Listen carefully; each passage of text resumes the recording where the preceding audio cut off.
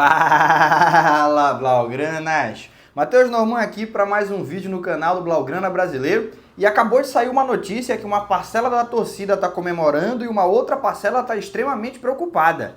Cubarsí, em entrevista a uma TV catalã, acabou deixando escapar a informação de que o Hansi Flick nessa pré-temporada está fazendo alguns testes para modificar a maneira como funciona a linha de impedimento do Barça. A gente trouxe esse trecho da entrevista para cá, nós vamos ler na íntegra a fala do Cubarsí e, claro, nós vamos conversar sobre o contexto em que essa fala aconteceu e a nossa opinião a respeito da necessidade ou não dessa mudança que o Hansi Flick está tentando promover. Mas antes da gente ir para o conteúdo propriamente dito, você já sabe, né? Curte o vídeo, se inscreve no canal, hypa essa ferramenta no YouTube que ajuda a dar repercussão para os vídeos. Fazendo tudo isso, você está me ajudando a crescer e a levar um conteúdo cada vez melhor para blaugranas espalhados pelo mundo inteiro. Já curtiu? Se inscreveu? Hypou? Então vamos lá. Você me deu o seu engajamento. Tá na hora de eu te devolver entretenimento. E para a gente poder resumir e comentar as informações, nada mais importante do que ler a frase completa, o trecho completo da entrevista do Cubarsí. Primeiro ponto, o Cubarsí ele não fala espanhol direito. O espanhol do Cubarsí não é bom. Ele é de um pueblo, ele é de um vilarejo na Catalunha, aonde não se fala espanhol, só se fala catalão. Ele só foi começar a ter contato com o espanhol depois que ele se mudou para Barcelona e mesmo assim, dentro de La Masia, o idioma mais falado é catalão, então o contato não foi assim tão profundo. De maneira que, quando ele é entrevistado por meios que falam espanhol, podem até ser meios da Catalunha, mas que fazem as perguntas em espanhol, ele é muito tímido, ele dá respostas monossilábicas, ele tem até vergonha de falar muito e acabar errando a pronúncia ou o significado de alguma palavra. No entanto, quando ele dá entrevista em catalão, o moleque se solta. O moleque, ele ri, ele conta piada, ele conta segredo dos companheiros, ele avacalha com Lamine Yamal, ele fala bem de um, ele faz zoeira com outro. Em catalão, ele tem uma personalidade totalmente diferente. Então, se você já viu uma entrevista do Cubarsí viralizando em espanhol, ele todo acanhado, meio assustado, esqueça isso. Ele não é assim quando está falando o idioma que ele realmente domina, que é o catalão. E essa entrevista foi em catalão, por isso que eu estou fazendo a distinção. Então, o Cubarsí tímido que você consolidou na sua mente vendo as entrevistas não foi o que deu entrevista hoje. O que deu entrevista hoje foi o Cubarsí solto, moleque piranha, sabe? Zoeiro e falando informações que alguns torcedores até protestaram, disseram que ele não deveria ter compartilhado. Porque, teoricamente, ele estaria dando informações privilegiadas sobre as táticas do Barcelona e isso poderia atrapalhar o clube durante a temporada. Quando eu leio a frase dele, você vai perceber que não é o caso, que talvez a galera, não compreendendo muito bem o contexto, imaginou o pior dos cenários, mas houve esse temor e a gente vai esclarecer aqui. Sem mais delongas, vamos para a frase, né? A pergunta foi a seguinte: o que o Flick, Hansi Flick, pede para vocês para essa próxima temporada? No contexto de preparação, de pré-temporada, de treinamento, o que ele está pedindo para vocês de diferente ou de igual comparado à temporada anterior? A pergunta ela é bem ampla, o Cubarsí podia responder de 1000 maneiras diferentes e a resposta dele exatamente foi a seguinte: ele pediu que sejamos nós mesmos, confiantes, mas que talvez precisemos de um esforço a mais. Ele pediu que a gente, portanto, mantivesse a confiança, fôssemos nós mesmos, mantivéssemos o ritmo de trabalho. No entanto, talvez a gente precise se esforçar um pouco mais. Aqui eu abro um parêntese. Isso daí é Hansi Flick no seu estado mais puro, né? Ele não está satisfeito de disputar 4 troféus e ganhar 3. Ele quer ganhar os 4. Ele quer ganhar a Supercopa, a Copa do Rei, o Campeonato Espanhol, ele quer ganhar a Liga dos Campeões, principalmente ele quer ganhar a Liga dos Campeões, é o grande objetivo do Barcelona para essa próxima temporada. Então, esse negócio de um esforço a mais é porque ganhar 3 troféus para ele tá pouco. Nessa próxima temporada ele quer os 4. Não poderia ser diferente. É a mentalidade certa, do treinador certo para esse ciclo do Barcelona, para aproveitar todo esse talento que se reuniu de jogadores que vieram da base e de algumas contratações pontuais. Dando continuidade, talvez precisemos fazer um esforço a mais. Ele é muito claro e direto. Vamos manter a filosofia, a pressão alta, a mentalidade. A linha de impedimento, aqui é o momento crucial da aspa que motivou o nosso vídeo. A linha de impedimento também vamos manter. Porém, menos do que no ano passado. Só isso que ele falou. A linha de impedimento nós vamos manter também, só que menos do que no ano passado. E ele finaliza com a seguinte frase: mas manteremos por questão de estilo. Então, não é questão de estilo, eu quero ser fashion. Não, questão de estilo que a maneira que o Barcelona joga exige que, vez ou outra, faça a linha de impedimento para não ter que estar correndo atrás de atacante o tempo todo. O time vai continuar fazendo a pressão alta, vai continuar sendo ofensivo, vai continuar procurando o gol o tempo todo, mas a estratégia da linha de impedimento vai ser mantida, manteremos também, porém menos do que no ano passado. Então, aquela estratégia de jogar com os defensores na linha de meio campo e tentar forçar o impedimento os 90 minutos, isso o Hansi Flick está querendo tirar da equipe e fazer com que os seus defensores entendam um pouco melhor qual é o momento de fazer a linha de impedimento e qual é o momento de dar uma recuada para não tomar a bola nas costas. A frase do Cubarsí, portanto, para a galera que ficou temerosa, não revela nenhum grande segredo tático da equipe. Ele não explicou quando vão usar a linha de impedimento e quando não. Ele só falou que não vão mais usar os 90 minutos. Não acho que tenha comprometido a organização tática, que tenha dado informações privilegiadas para os adversários. Só que mais importante do que isso essa discussão sobre a linha de impedimento, eu acredito que ela passou por alguns exageros ao longo da temporada passada, quando toda vez que o Barcelona sofria um gol, a galera tentava colocar o gol nas costas da estratégia da linha de impedimento. Olha aí, tomamos esse gol, o PSG não toma esse gol porque não faz a linha de impedimento, o Real Madrid não toma esse gol porque não faz linha de impedimento, o Liverpool não toma esse gol porque não faz linha de impedimento, e todo mundo faz, né? Todo mundo usa essa estratégia, o Real Madrid talvez não. O Real Madrid do Ancelotti jogava com a linha bem mais baixa, mas o Liverpool, o PSG, que também jogavam com a linha muito alta, eles também precisavam da estratégia da linha de impedimento. Menos que o Barcelona conseguiu mais do que o dobro do segundo colocado na estratégia da linha de impedimento, de impedimentos ao longo da temporada. O Barcelona bateu 211 impedimentos forçados ao longo da temporada, o segundo lugar, peço até desculpa se eu estiver me enganando, mas foi o Tottenham, que fez 101 impedimentos forçados. Então o Barcelona foi brutal, a estratégia funcionou. E aí o que a galera dizia? Mas não adianta nada, porque quando falha, sai gol dos caras. E vamos fazer um esclarecimento?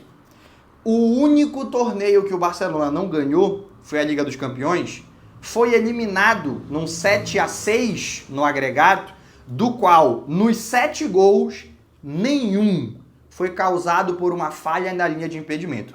Nenhum dos 7 gols que o Barcelona tomou da Inter de Milão aconteceu porque a linha estava muito adiantada e os adversários conseguiram explorar as costas da defesa usando essa linha que estava no meio campo, usando a estratégia da linha de impedimento, né? Vamos relembrar esses gols, só para não ficar vazia a discussão, mas o primeiro gol é aquele gol do Marcos Thuram com 2 minutos de jogo, ou menos de 2 minutos de jogo, na ida. Não tem linha de impedimento ali. Sai a jogada de meio campo, tem uma inversão da lateral para o atacante que é mais alto, ele ganha no alto, ela tem uma sobra de bola, vem o cruzamento, o Inigo escorrega, gol do Marcos Thuram. Ali não teve em nenhum momento nem a linha alta sendo explorada e nem linha de impedimento falhando.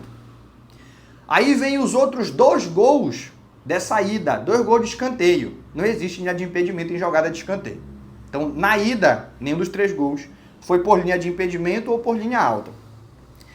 O outro elemento, a volta, segundo jogo, o jogo da eliminação traumática, porque faltavam 2 minutos e meio pra gente ir pra final e muito provavelmente bater campeão, porque o encaixe tático do Barcelona com o PSG é bem favorável ao Barcelona. Chega lá o primeiro gol. O primeiro gol é uma tentativa de drible do Dani Olmo na intermediária defensiva.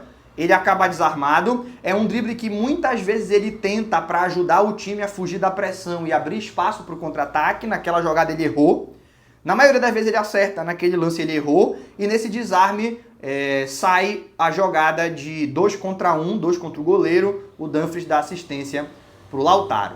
né? Então, não foi uma jogada de linha alta nem de linha de impedimento. Foi uma jogada de desarme no nosso campo, que sempre que acontecer vai dar origem a algo muito perigoso. Segundo gol, de pênalti. O terceiro gol, que muita gente fala, tá vendo? Pra que fazer a linha alta? Tava todo mundo dentro da área, né? O Araújo tava com o Acerbi na marcação. O que aconteceu foi que ele não conseguiu marcar o Acerbi. Não foi uma questão de conceito de jogo. Se o Hansi Flick jogasse com a linha baixa, o Araújo teria marcado o Acerbi melhor. Não é o caso. Ele estava dentro da área, ele estava posicionado onde você posiciona quando joga com a linha baixa, só que ele perdeu a disputa individual. Tem até uma falta no Gerard Martin na origem do lance, que foi pouco falada na época e que posteriormente começou a ser mais abordada depois que a competição acabou, aí não adianta mais nada.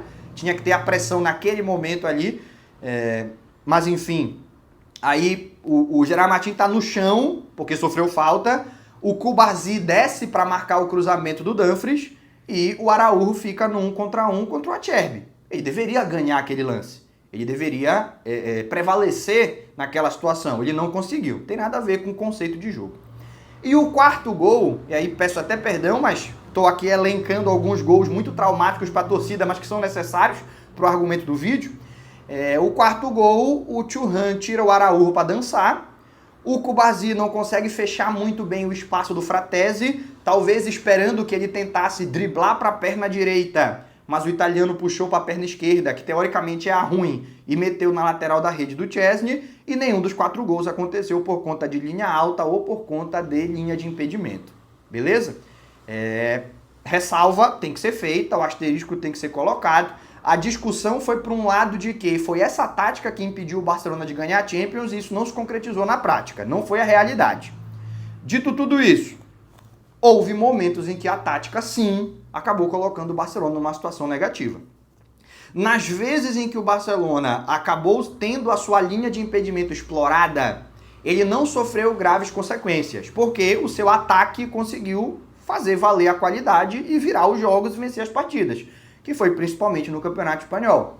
No jogo do retorno em Montjuic contra o Real Madrid, a gente sofreu muito por conta dessa linha. Contra o Celta de Vigo a gente sofreu. Contra o Las Palmas, tanto na ida quanto na volta a gente sofreu. Embora na volta a gente tenha ganhado por 2-0, foi por incompetência dos atacantes do Las Palmas, porque eles tiveram muitas oportunidades de explorar as costas da defesa do Barcelona.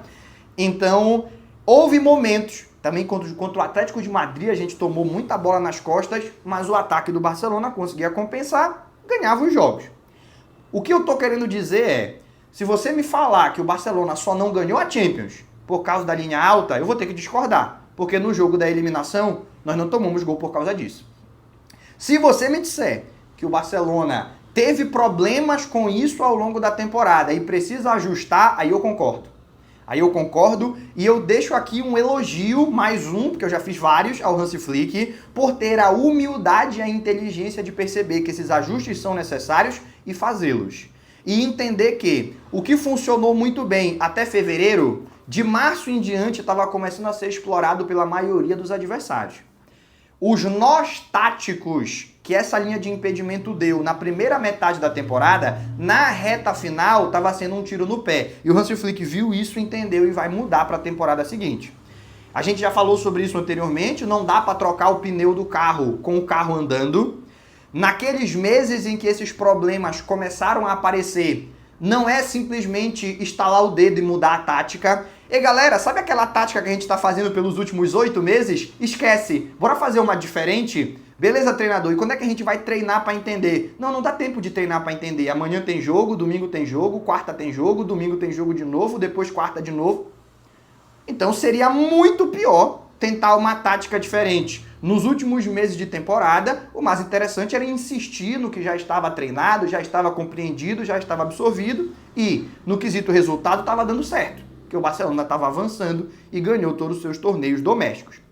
Agora, com a pré-temporada, muda o cenário. Dá para ajustar, dá para modificar, dá para melhorar. E o Hansi Flick está fazendo isso. Humildade e inteligência do treinador alemão, escolhendo o timing correto para fazer as mudanças necessárias. Certo? Eu gosto da proposta, caso não tenha ficado claro, eu gosto da proposta de alterar essa exposição da nossa defesa que foi tão constante na última temporada. Deu certo durante muito tempo, até que não deu certo mais. E quando não dá certo mais, você tem que modificar, você tem que se adaptar. Os adversários conseguiram pegar as nuances necessárias para explorar esses espaços. E ao invés de cair em impedimento, como foi o caso do Mbappé, que ficou impedido 8 vezes na ida, na volta ele meteu 3 gols, um de pênalti, mas mesmo o pênalti que ele sofre é explorando essa linha de impedimento. Então, na ida, 8 impedimentos, na volta, 3 gols. Então, alguma coisa mudou de outubro para maio. E não foram os jogadores. Continuava Inigo Martínez, continuava Cubarsí, continuava Baldé, Koundé, né? Na volta era o Gerard Martin, mas enfim. Então, cara, o conceito, como qualquer conceito futebolístico, ele tem um prazo de validade, ele tem que ser adaptado. Vai abandonar 100%? Não. Todos os times ofensivos precisam da linha alta e toda linha alta precisa saber fazer a linha de impedimento. Você não vai conseguir ganhar do atacante na velocidade todas as jogadas. Você não vai poder correr atrás dele o tempo todo. E não existe você ter a linha ofensiva lá na frente e a linha defensiva lá atrás. O futebol de hoje ele precisa ser jogado de maneira compacta. Ele precisa ser jogado com as linhas próximas. Se você quer ter um jogo ofensivo, essas linhas próximas têm que ficar no campo adversário. Se você quer ter um jogo de contra-ataque, essas linhas próximas ficam na sua área, com válvulas de escape pelas laterais para contra-atacar. É a antítese, é a diferença majoritária que existe entre Barcelona e Atlético de Madrid. O Barcelona, que é o melhor ataque do mundo, é o melhor ataque do mundo porque joga o tempo inteiro no campo do adversário. O Atlético de Madrid, que é a melhor defesa entre as grandes ligas europeias, ou pelo menos era, até encontrar o Barcelona pela frente e tomar uma pisa, mesma coisa aconteceu com a Inter de Milão, ele joga próximo da sua área e tem velocidade dos lados para poder escapar e tentar gols em 3 ou 4 oportunidades que vão ser criadas.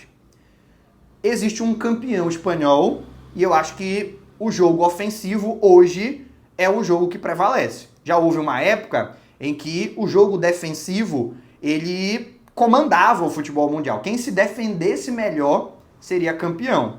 Hoje são os melhores ataques, pelo menos na última temporada assim foi, que acumularam os títulos.